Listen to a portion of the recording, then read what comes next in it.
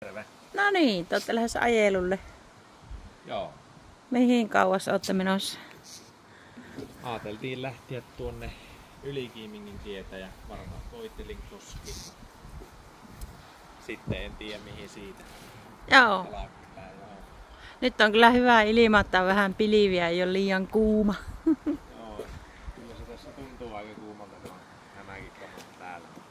Niin, tuo moottoripyörävaatteet kun laittaa päälle, niin on aina varmasti kuuma. No sä lähdet Roussilla ja iskellä on Kessu vireessä. Mulla puuttuu vielä vaikka mitä. Aina tää vakien säätämistä. Miksei se oo, että aina valaa? Niin, aina siinä on vähän hommaa.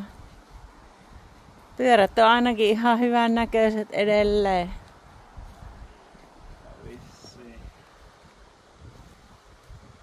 Hessulla on muutama vuosi ajosta, niin voi vähän jännittää, mutta se on kummasta, kun pääsee tuohon vähän matkaa ajamaan, niin kaikki on sitten, että no näinhän se meni.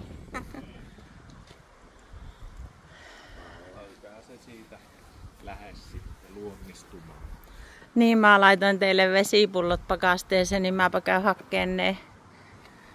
Ja sitten näytän tuon tosiaan tuossa laukussa, pitää sillä jännästi avata aina tuo.